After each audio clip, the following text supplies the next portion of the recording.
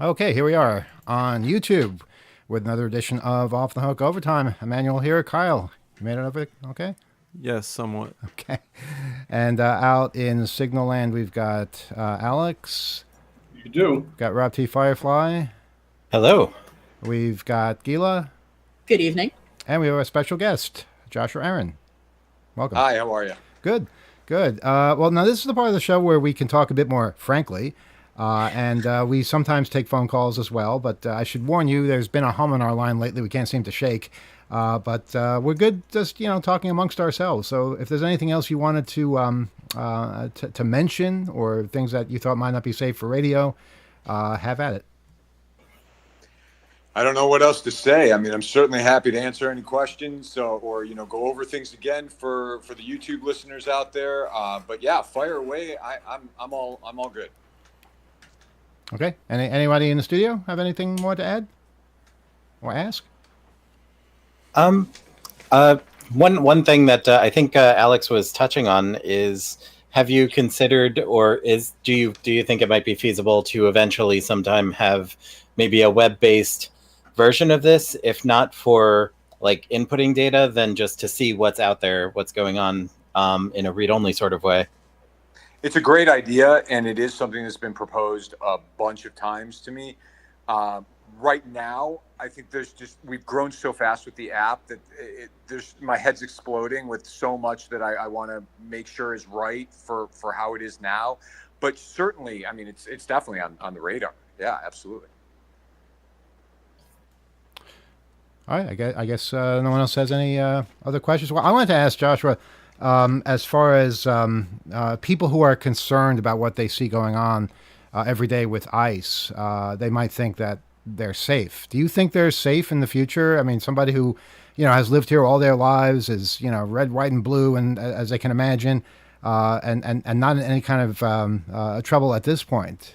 Do you think these are the kinds of things that are laying the ground for something a bit more insidious?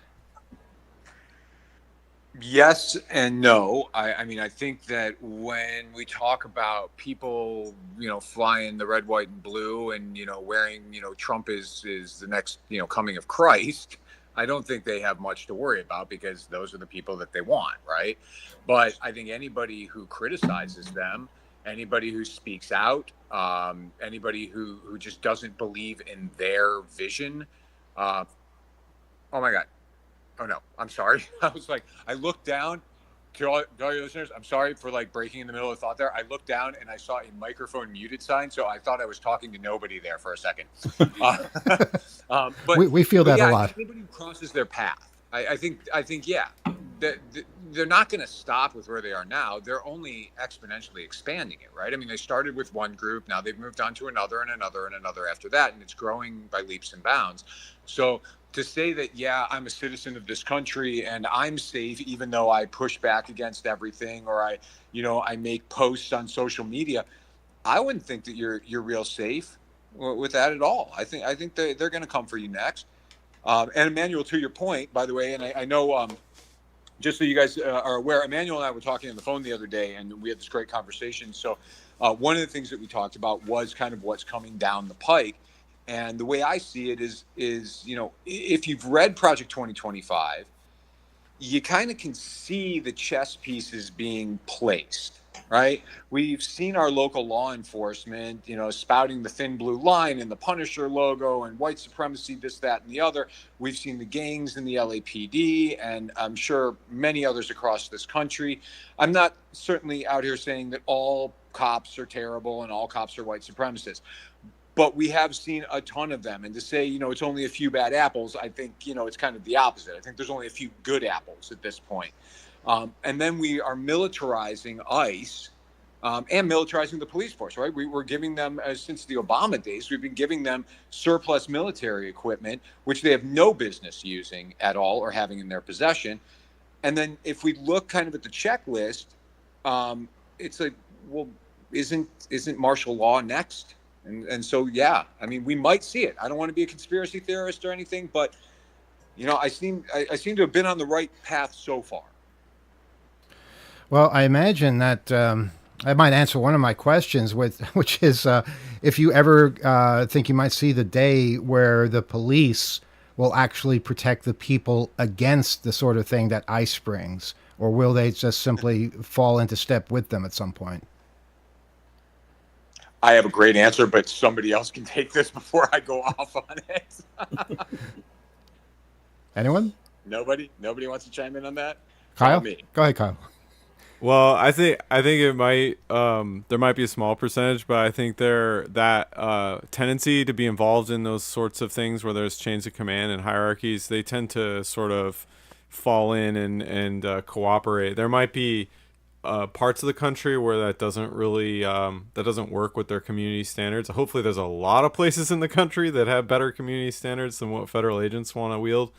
But yeah, I think that is entirely possible. The use of a wider sort of federal law like martial law, it's so tempting. I mean, they want to. They're doing everything they can, and to fast track that, to make it a reality. They're putting in place all the infrastructure for it under the auspices of this particular issue they ran on, as they put it. But it allows so much more power if the scope of it was to widen.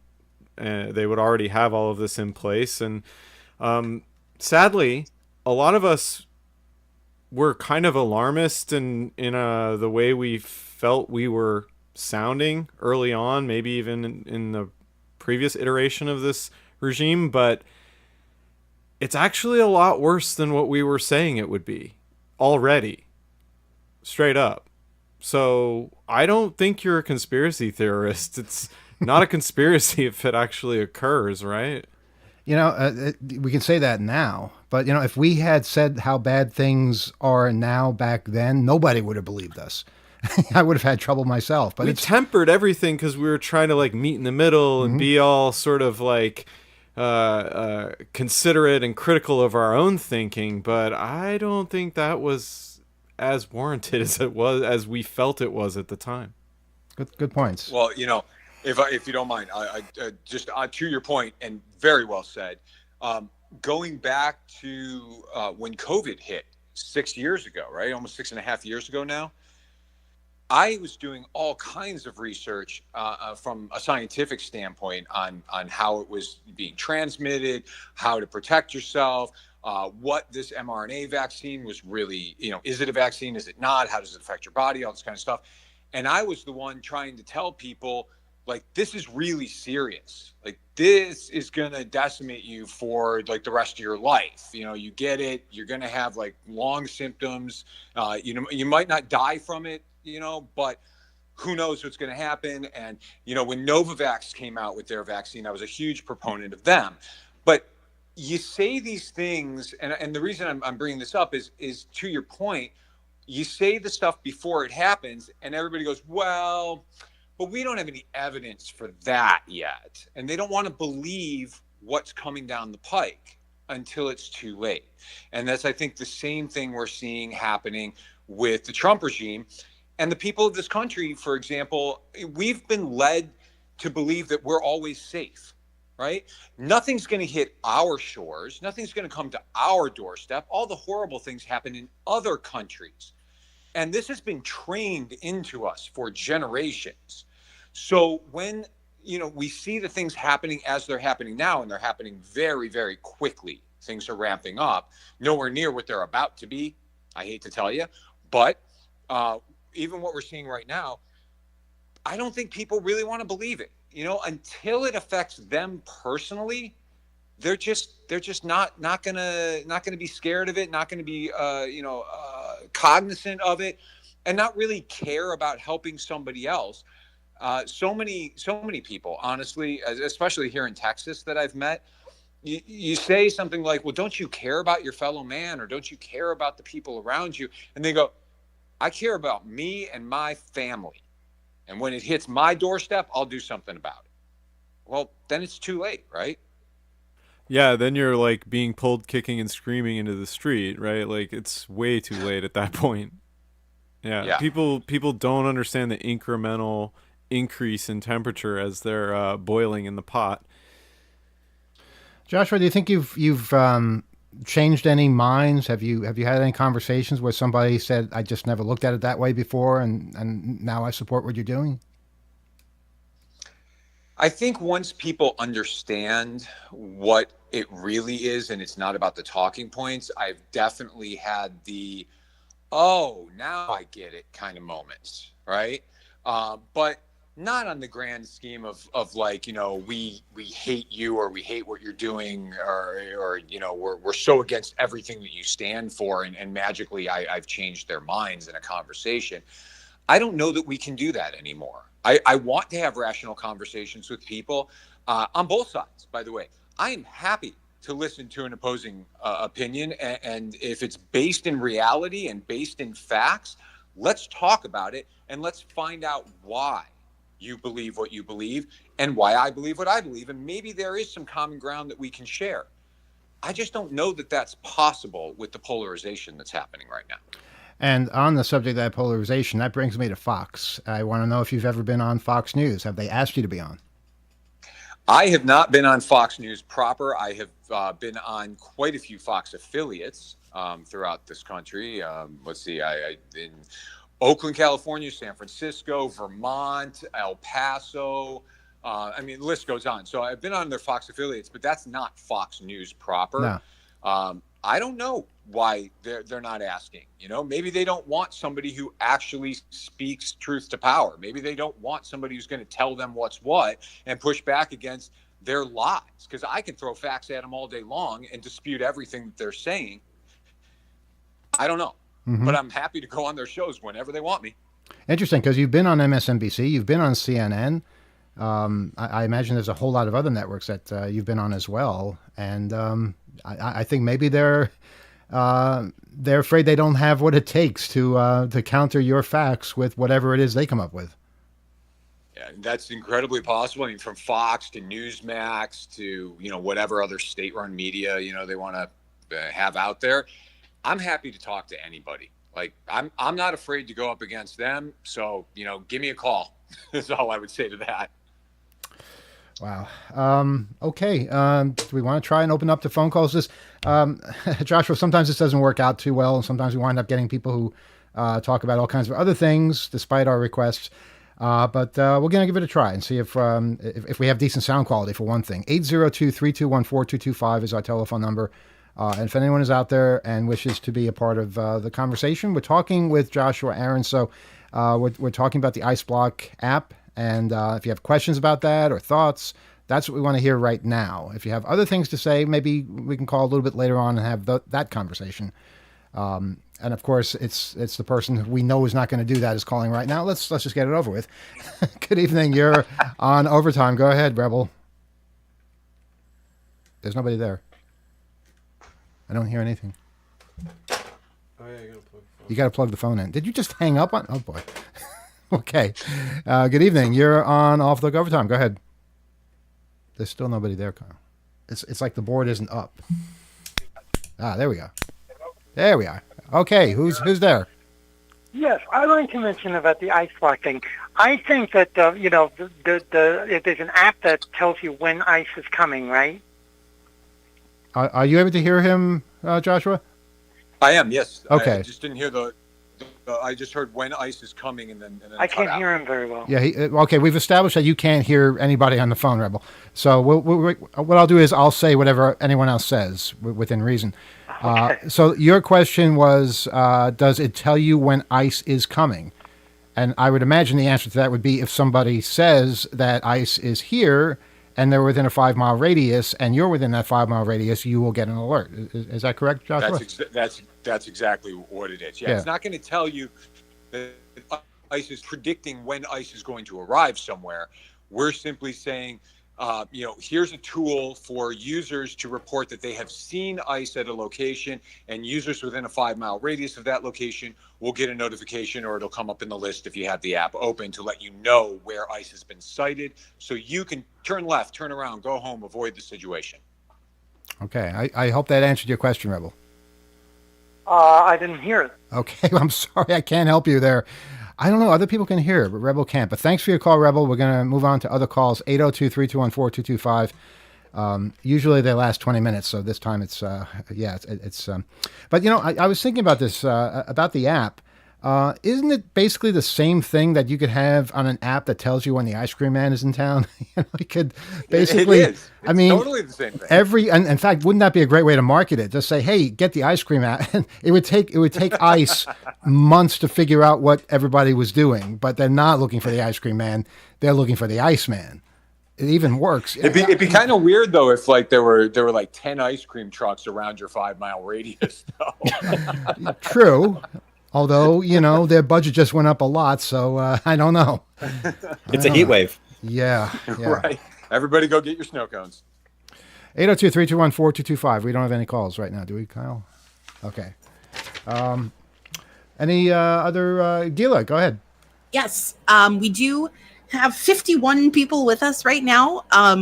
50 not counting me. Now we have 53. We're very glad everyone is here with us. Just wanted to drop a couple of things that people mentioned earlier in the discussion on the chat. Listener Jinx, I'm assuming, says all the tax money for legal drugs is paying for the paramilitarization of our police forces, which I think is an astute point. And Unix Ninja, awesome, says conspiracies aren't fake by definition, which is how they get portrayed. A conspiracy simply means multiple people are involved. Also, Rebel was trying to tell everyone that the 2600 meetings were this Friday, not last Friday. Thank you to Rob for setting him straight. Yeah, I think he just missed it and wants it to be this Friday, but it's not this Friday. But some meetings are. So because of the 4th of July, some meetings are happening. Check your local meeting website. And if you don't have a local meeting website, start one so that this kind of thing doesn't get so confusing. I guess the question now is what's next? I mean, you have the app. The app's out there. People are using it. Word's gotten out. Is it just working on the health app, or is it improving this app, or is it coming up with different related apps?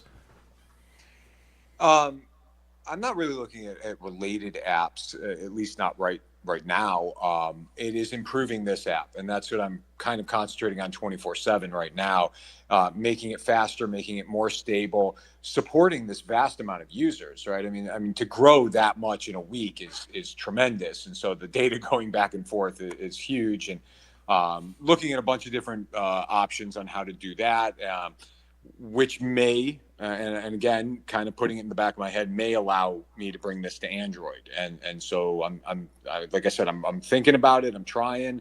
I hear you. I can tell you in the next update, like somebody asked that the version number be in there. So that's in there now. A couple of people asked for some languages. So I added 4 new languages. So we're going to have French, Indonesian, German, and Italian in the next update. Corrected a little visual bug on the iPhone 15 Pro where the text was wrapping. But really, I'm concentrated on how do we deliver these notifications better? How do we do it faster? How do we do it more accurately? And that's what I'm working on building every day right now. Can the app be modified a bit for other countries that also have similar types of Gestapos occasionally launching raids against them? I suppose it probably could. I mean, it really wouldn't have to be modified at all. You would just say, this is available in this country. So, I mean, I guess to your point, the modification would simply be only in this country, right? So you'd release like maybe one for Germany or one for, Australia or whatever. Like, who knows? Mm-hmm. I don't know. Okay. Go ahead, Rob. There's some discussion in the chat about like where ICE is happening, and that led me to wonder. I know you said you don't keep individual personally identifiable information on the users of this app. Are you keeping any statistical information on the ICE sightings themselves, or is it just a flash in the pan type of thing? No, because so all sightings are automatically deleted after 4 hours. And so they're coming in constantly from all over the country. So there's not really statistics or metrics or anything like that I've been collecting or trying to analyze. It's more just like, how can I keep this as stable as possible and make sure it's just running for the people who need it? I'm not trying to sell data, and I don't collect any data, including metrics. So, I mean, I get asked in almost every interview, like, you know, how many users do you have in California? And I go, I don't fucking know. You know, I have no idea how many I have. So, There's something really awesome about that, I think. That's the old internet spirit. Go ahead, Gila. I think I'd put it like this. I just don't care. Mm-hmm. I don't care how many users I have in California or Montana or New York. I care that there's enough people using it that it's becoming an effective tool to protect themselves and their communities. That's all I care about. Go ahead, Gila. So speaking of internet hacker spirit, we did have a question in the chat. Optical Phoenix asks, is the source code available? The source code is very much not available. And I know that this is the antithesis of the hacker community and all that kind of stuff. I get it. But this is very much not open source, because I don't want the powers that be knowing how I'm doing what I'm doing so that they can subvert the code and then come after our users. So I have heard so many people calling for, well, you need to make this open source because I don't believe that you're not collecting information. Well, you know what? TechCrunch independently verified, without my knowledge, by the way, they put out an article and said, we independently verified. They're collecting nothing. Apple has the badge, like, it's not a badge, but it's like a graphic or whatever on the App Store page that says no data collected. Go look for how many apps you can see that have that, because they verify that stuff during app review. Like, we collect nothing. In fact, let's be completely transparent to your users. When you report a sighting, here's what we get. We get the street name, the street number, the city, the state, the zip code, the country, which, by the way, is always the United States because it's only available in the United States. And there's a marked for deletion Boolean column. That is literally all that's in the database. There's nothing else. We keep no logs at any time. So, you know, I don't know how much safer and more anonymous I can make it than that.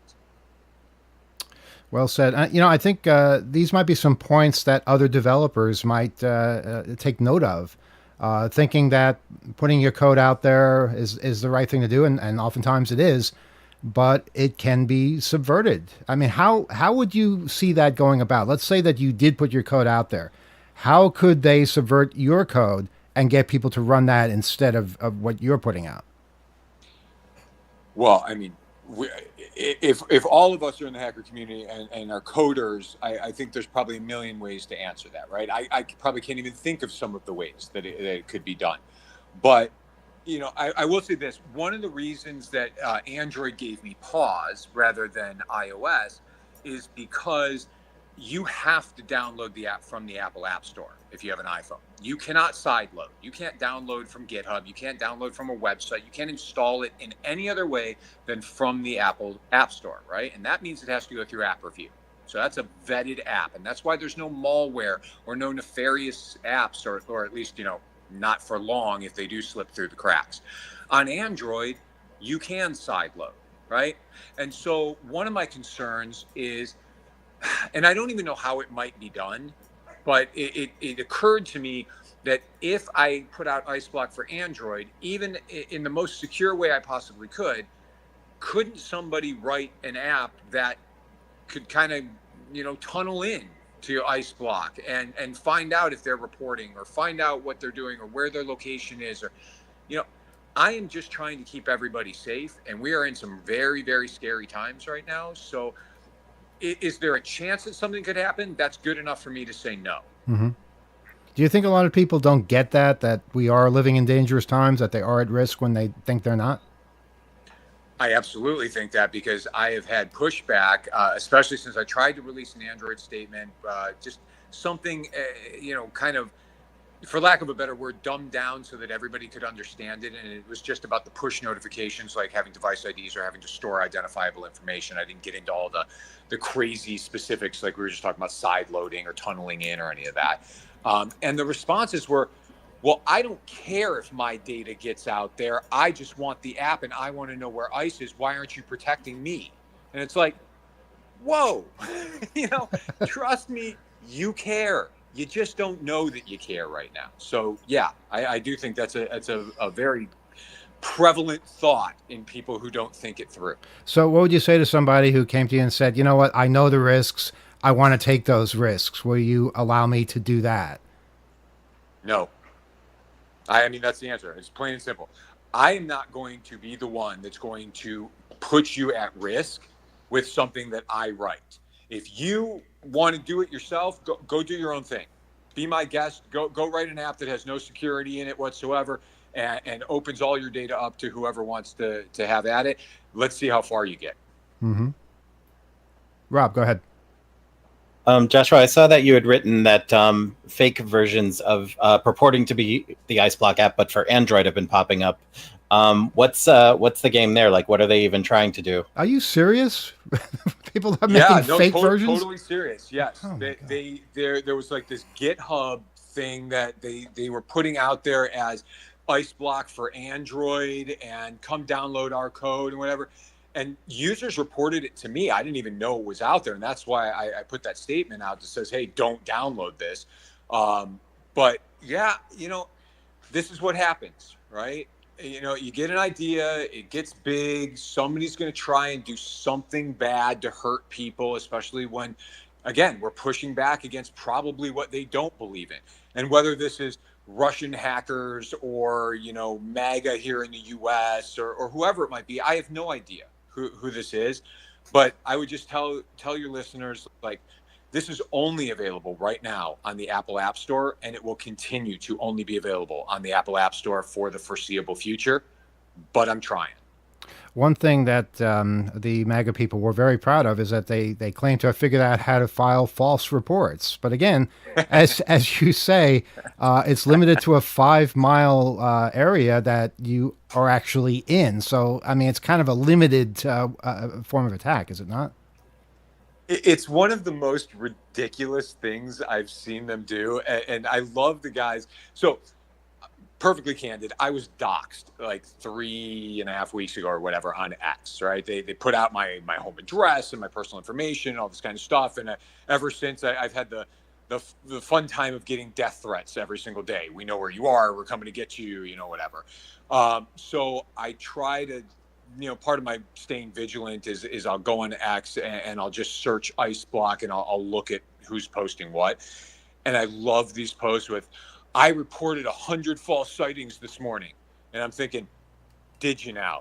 Because you can only report one sighting every 5 minutes. So maybe don't spend 500 minutes in your mother's basement. Let's get out. Let's see the world. You're probably not doing that. But they love to say this. Mm-hmm. Their new one is, wherever you're going, make sure you report that ICE was sighted there so that the lines aren't as long. And they're like talking about like the water park and stuff. And like, what are you doing? Like, this is so dumb. They're using it to cut ahead of the line at a water park. Okay, that's about the mentality we're dealing with, I guess. Look, I when I was looking at the database, and I don't do this very often because I like I said, I'm not worrying about metrics or user information or any of that, but thinking about how to make this better and improve it, I wanted to kind of go through the database and find out just how many reports were in there. I think it was a couple of days ago I went in there, and it was like 8 o'clock in the morning, and there were, I want to say, like 350 reports across the country, which is a lot. 350 reports that ICE has been cited is a lot right now, right? And out of all of those, as I'm scrolling through it, I found 2 that just had like hate speech in the notes and were obviously false. 2. So they're not doing this. And there are so many safeguards in place. Like I said, you can only report a sighting once every 5 minutes. You can only report a sighting within your own 5-mile radius. Everything's auto-deleted after 4 hours. You can't type in 123 Main Street and report a sighting to kind of spam the database. It has to be a valid address. And you can't report the same sighting twice. So it's not like you're going to see, and for lack of a better example, let's use 123 Main Street. Let's say that was a valid address. If 15 users try to report it, it's not going to happen. Only the first one goes through, and the next one say, sorry, this sighting has already been reported, but when it expires, if they're still there, please report it again. So all of these safeguards are in place, and for all of their bluster and talk, it's not happening. Is there any kind of added weight that can be given to a sighting that's been reported by multiple people as opposed to one that's just been reported by one person? Well, again, you can't report a sighting multiple times, so I wouldn't know if multiple people were reporting it, right? Because it's going to tell them they can't report it. But so when you get into kind of upvoting or flagging or any kind of thing like that, you're now getting into moderation. And so the minute you get into moderation, guidelines from Apple say this is a social networking app that now requires you to have a user account. And when you have a user account, then you have to give them a way to delete that user account. So then we're now maintaining a database with user identifiable information so that users can access it and update their profiles and change their passwords and like all this stuff that doesn't matter for Iceblock and the early warning system, and leads it to be no longer 100% anonymous. And so the answer, that was a very long answer to say no. Well, I admire your passion and sticking to that, because you're going to get all kinds of pressure from people that say, "Oh, you can just improve by doing this," but I totally see your point, and this makes it simple and effective. But what I'm curious about is how much work is it for you now that it's out? Do you have to maintain it constantly? Is there a lot of hand holding anywhere? It's not so much hand-holding because there's a pretty big help file that I wrote. I'm a big believer in explaining things to people, if your listeners haven't gotten that by my rambling. But that will explain everything. But it's written in a way that everybody can understand it so easily. So not really as far as like, teaching or solving problems. There have been things like, I can't move the map. And I'm like, okay, there's a little lock button right there, and just 2 inches above your finger, tap that little question mark and read the help file, and you'll know all about it. But yeah, not so much. My days are now spent going, okay, what's not working properly? For example, 2 weeks ago, users are reporting all of a sudden that nothing was updating, nothing was in their lists, and they weren't getting notifications. Like everything was just not happening, right? It was like a dead app, and I'm like, what is going on here? I come to find out that we grew so fast that Apple started rate limiting us because of the vast number of users. So I issued a very quick update. I stayed up literally all night, and I rewrote the way that it was getting, querying the database. And I pushed that out the next day. And in Apple's true fashion, they took 3 days to actually approve it. But we got it out there, and that's version 1.2. So that solved that problem. Now, the next one seems to be, and this isn't happening across all users, but some users aren't receiving notifications. So, what's that problem? All the while, I'm trying to kind of revamp in a new way to do this, to kind of take it off of Apple's side so that I'm more in control and able to do things faster for our users. Let me ask you, are you able, because this is a pet peeve of mine with apps on my Android phone, I like the ability to modify the sound that it makes when it's sending an alert. And if it's the same sound as everything else makes, I'm not going to know that my fire alarm's going off or something like that. Do you have the ability to do that, or is that something you consider?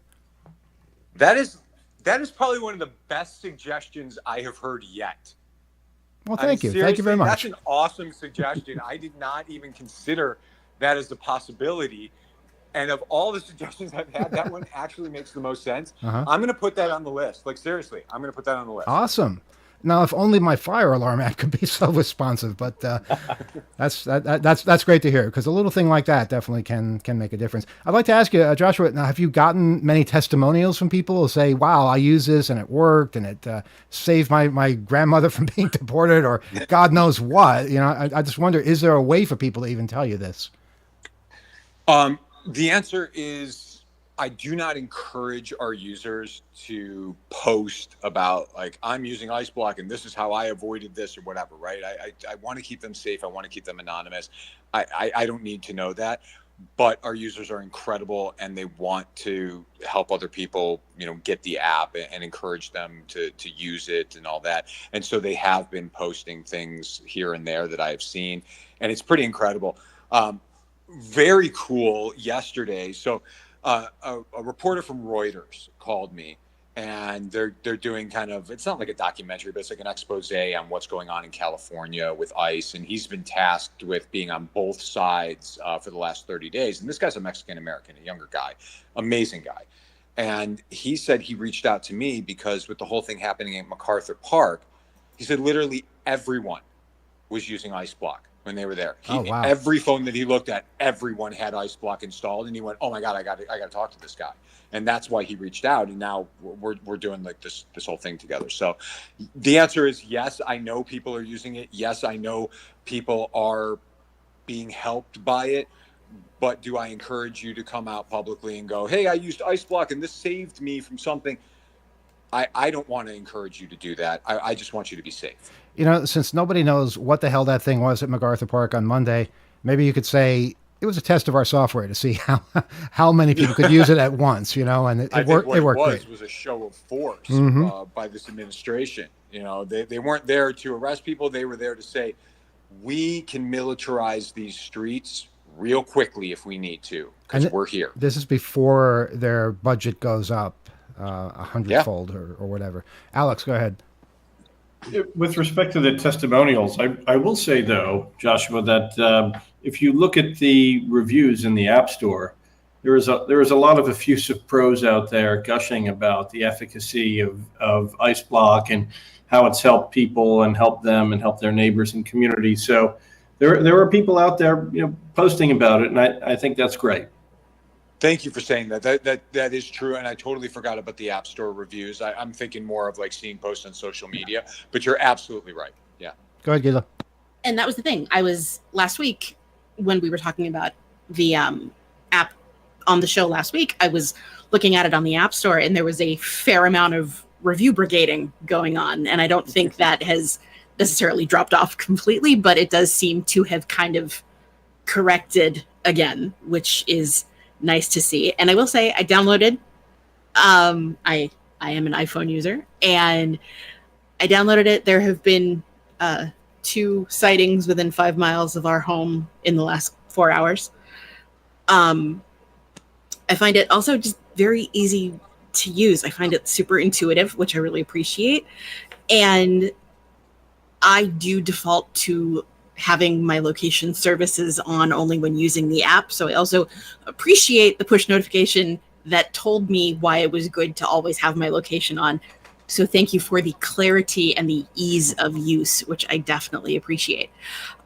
Did have a couple questions get pushed in through the chat, if you don't mind. I know there are some things that we have discussed, but I just want to make sure that I'm asking it as the listener asked it. So from Unix Ninja, is the push notification issue the only blocker for Android?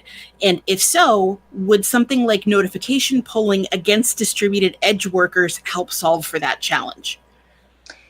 So I think we talked about this. We definitely did. Again, Yeah. it's a cool idea, but while that might be a thing, it's not what I'm looking at right now. I'm actually thinking about a much better way to do it than that, and it'll just be so much more robust. But no, the answer is it's not just the push notifications. That's kind of the statement I put out so that everybody, even the layman's, could understand it.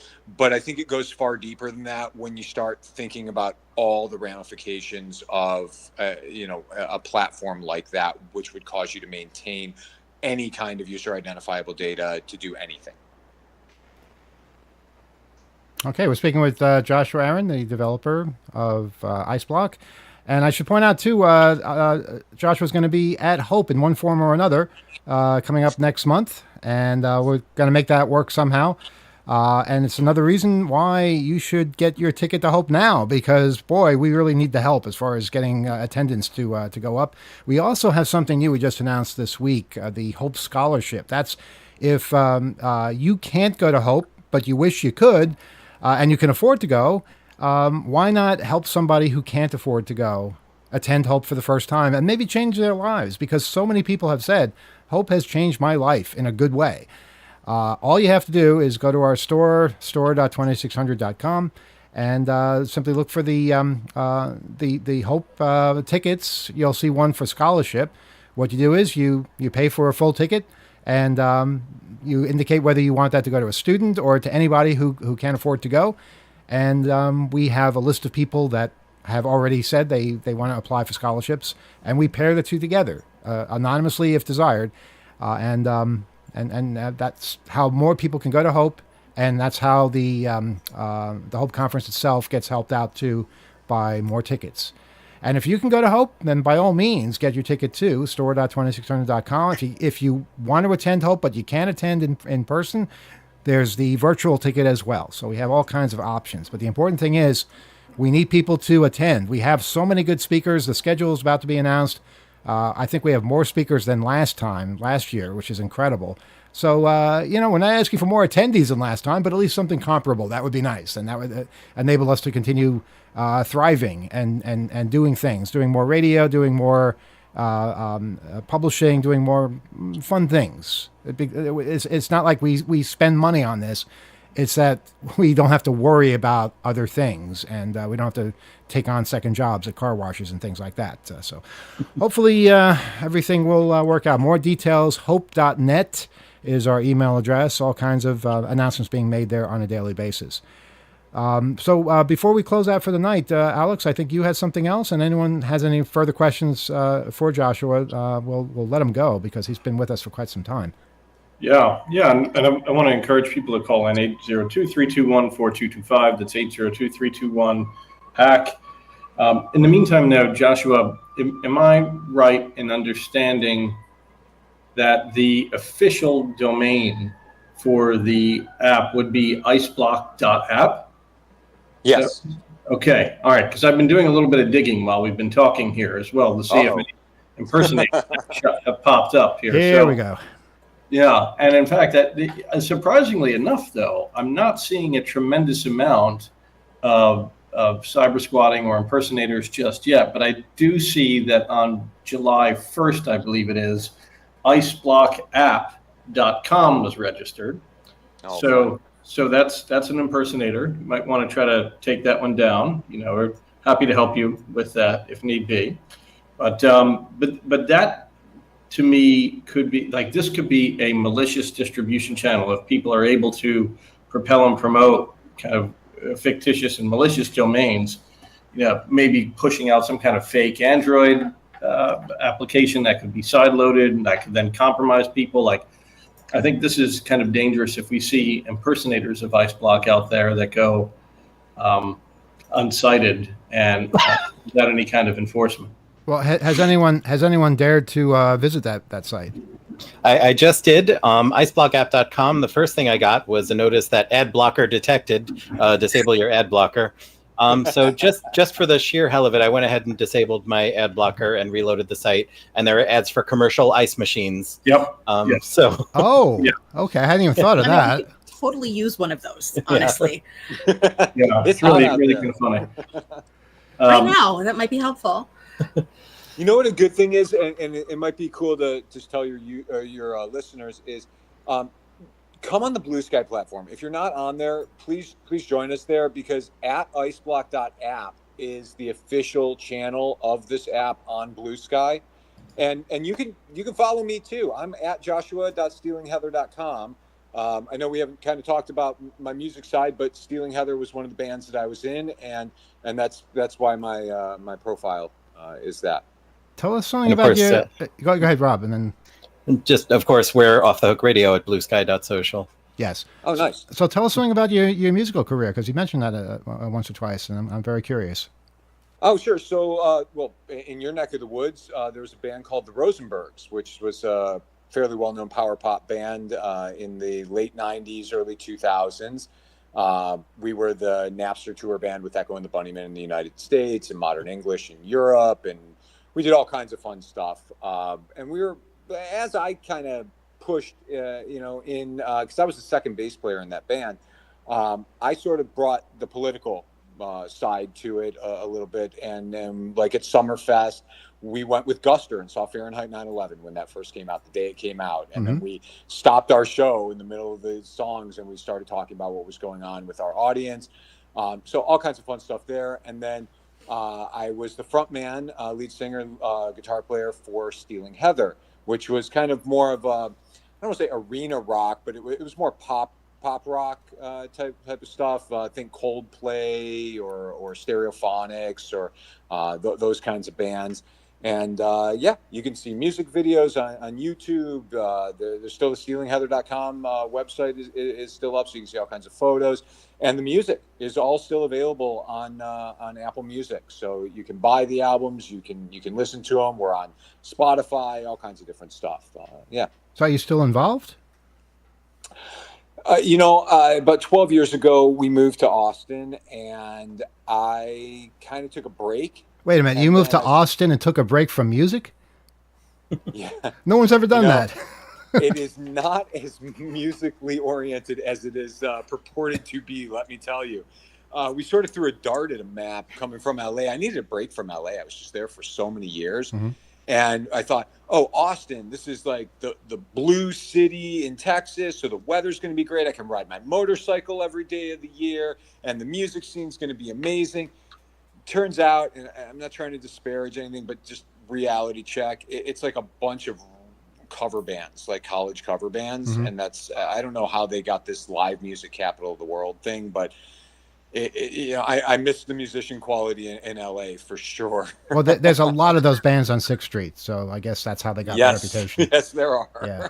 But, I think they'd be open to something cool and creative, but hopefully you've got a lot of that ahead of you as well. Well, twice now when the International Pop Overthrow has come to Austin, we headline. So Stealing Heather made an appearance, kind of reunited, and came out and did a show. I did a couple of acoustic performances here and there.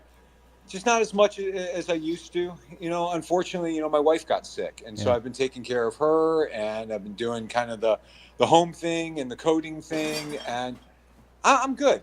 I had a fantastic career for like 20 years in music, and I couldn't be more thankful for it. But now that music has been it's like a commodity. It's like, Right. you spend years. I mean, I spent 4.5 years making the Your Mistake record for Stealing Heather, which is the latest record for that band. And I mean, just think of how much money was spent with the label and marketing and PR and like all this kind of stuff to make this album go. And they're selling my songs for 99 cents, Mhm. which, by the way, Apple takes 30 cents up, right? So like we get 69 cents and the label gets a percentage of that. And at the end of the day, I got to pay my bills, right? So, it's Well, just not feasible. I'm sure anymore. Spotify comes to the rescue. Oh, yes. What was it? Pharrell's Happy had like 18 million plays, and I think he got a check for $900. That says it right there. Hey, we have a phone call. Let's go to the phones. Good evening. You're on Off the Hook Overtime. Go ahead. Hello, this is Luachu from Washington, D.C. Greetings. I was just listening. I was listening in, and I can barely hear any of the other people except for Emmanuel. Well, I don't know what to say. I mean, this we all hear it fine here, and could be a YouTube problem. I don't really know. We try this every week. We try and make it better. We'll talk louder if that helps. But right now, you have a question. Go ahead. Yes, I do have a question. If anyone wants to forward anything to me, you'll have to go through Emmanuel since I can only hear him. But I was just wondering about this Iceblock app. Why can't it just be a website that I go to? I mean, I can just go to Firefox on my Android phone or my iPhone and report locations there, and I'm pretty sure you can push notifications through the browser. There's a way to do that. All right, let's see what the answer is. Go ahead, Joshua. So the answer to that is you go to a website, your IP is going to be tracked in the log. What you've done on that website, everything you've downloaded from that website with GET requests is going to be logged. Then you say, well, why can't I just report a sighting? Okay, so let's say that you can report a sighting on the web. So now your post request is going to be logged with your IP address. And then you say, well, can I receive push notifications through the browser? Sure, maybe, but then what are we going to do? We're going to write a Firefox extension to do that? Like that, it's not. This is not what it was designed for. This is designed to just be an app and be an early warning system. And I understand the idea of what you're saying, and maybe I'll figure it out at some point down the road. But right now, my concentration is to make this app as good as it can possibly be for the iPhone, and maybe, as I've been saying, if I can figure it out, I want to bring it to Android because I want as many users as possible. So basically, to translate that, you should get an iPhone. because everything you do on the web page or on Firefox or whatever is going to be logged someplace, and it's just not safe. Well, I mean, it's sort of definitely get the gist of it, discoverable. even though he was a bit low, but Okay, you could hear. That's good. yeah, yeah. I mean, it's unfortunate though. I mean, as it has been brought up before, I'm sure most people in the immigrant community don't have an iPhone. They're incredibly expensive. I mean, Android is the cheapest one on the market. Well, maybe the solution to that. Go ahead, Joshua. No, please, Emmanuel. The solution to that is maybe to make it more available to people, or to make other types of phones that do the same thing that iPhones do, so that it's not risky. So that would be. I mean, yes, obviously we would love a company to come and have like a secure platform and like Apple has, and that would be great. But I will say this. It was designed, as I said before, all the way back to any device that can support iOS 18.2, right? So that's back to the iPhone SE and the iPhone XR, which, and I'm certainly not trying to make light of any money being spent. I am cognizant of people's finances, but I've seen these on the secondhand market for like 40 or 50 bucks. So to say that an Android device is less expensive than an iPhone, you're right if you're buying it new and you're buying the latest model, but go on Craigslist and buy the cheapest iPhone XR you can and run Iceblock. You can get it for 40 or 50 bucks and keep yourself safe. I would argue that, not being detained and disappeared is maybe worth 50 bucks. That's all I'm saying. Yeah, absolutely. And also a question related to this. Are you backwards compatible with old iPhones? And will you ever be at a stage where you have to upgrade your phone, or the software won't work anymore, which happens to me all the time? So I'm going to try my best not to have that happen. You can set when you're developing, you can set a minimum iOS version that you have to have. 18.2 allowed us to do some things that the older versions wouldn't allow us to do. Okay, and we're utilizing the latest Swift 6. So this is all the concurrency, the strict concurrency is in this app. There's nothing that could crash basically, and so that's why we don't have crashes, right? I mean, 740,000 plus users now. They've logged, I think, 15 crashes, and that could be like from the same guy, right? That the phone's overloaded. So this is really, really stable. So I want to keep it at 18.2 as long as humanly possible until Apple makes me change it. But, look, I'll admit, you go buy an iPhone XR, you cannot run the next iOS 26 on it. That is a discontinued device now, according to Apple. But you can still run 18.2 and just use it for Iceblock if you want. You don't have to upgrade your OS, right? So if money's an issue, I think what I'm trying to say is better to spend less money, get an older device. Who cares about the latest and greatest whatever? All you care about is making sure that you know your surroundings and you can avoid potentially dangerous situations. And I think, in cases where even that is a bit much for people to afford, we can start crowdsourcing. We can make old iPhones, the face of the immigrant community, where basically everybody has one. And it's that's awesome. Yeah, what a great idea. Disposable, maybe even if it comes down to it, because it's not that expensive. I don't know, but caller, thank you for bringing that up. You've gotten us some pretty good discussion here. What about a hardware device that could just go along with my Android phone? I could set up some sort of hotspot on it that would allow the other device to connect to the internet and do my ice blocking activities on that second device and have it cheaper to manufacture or purchase than an old iPhone. All right, I'll let Joshua answer that. It's the last hypothetical, though. Go ahead.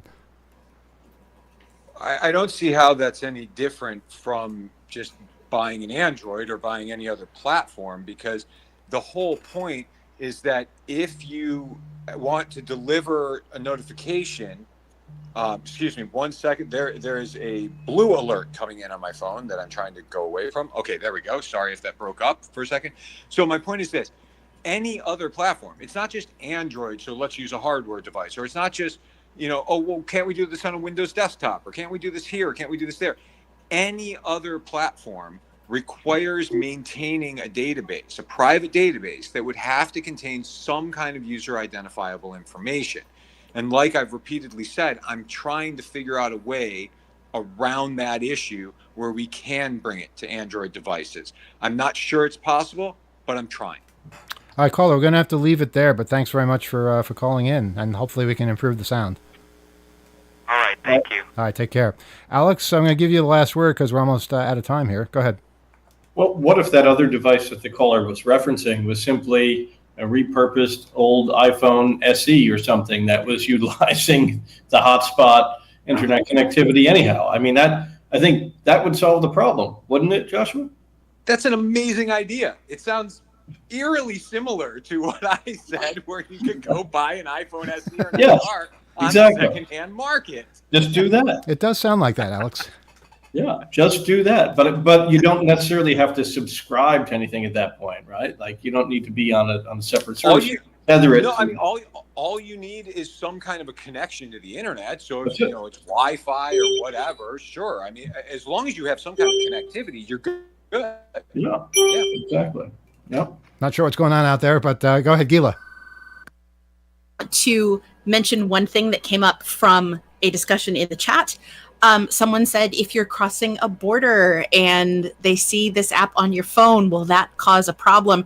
Friendly reminder, only works in the United States. And if you are traveling out of the United States, your best course of action would probably be to temporarily uninstall the app from your phone so no one sees it there just in case, and put it back when you're back in the States. I'm going to go one step further.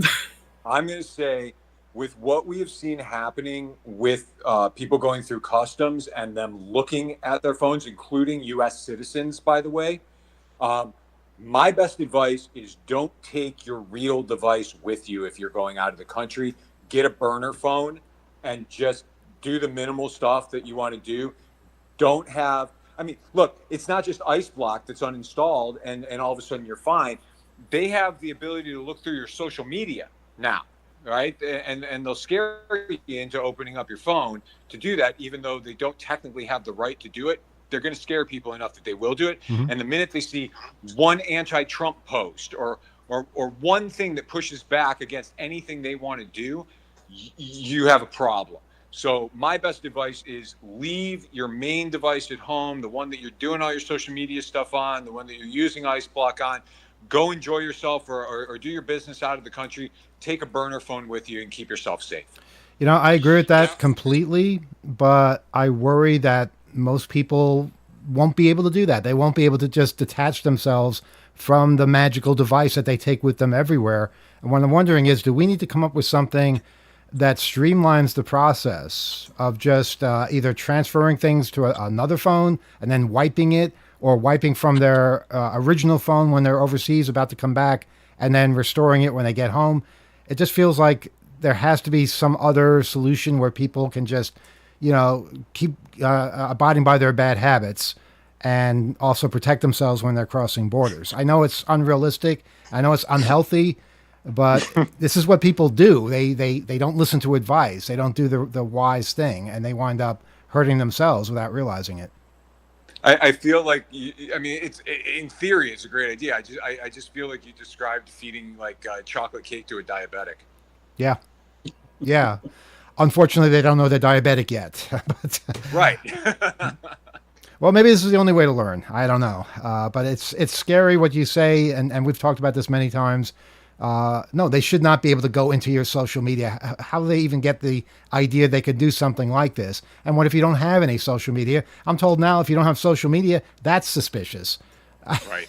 I don't know. This world, I'm really starting to wonder how much longer it's going to last. Crazy. Yes. Crazy stuff. We're going to leave it there then on that bright note. Please write to us, oth@2600.com. We've been talking with Joshua Aaron, the developer of the awesome app Iceblock, which you can get for your iPhone at the App Store. And I guess you want to give out information again, Joshua, for the folks listening on YouTube?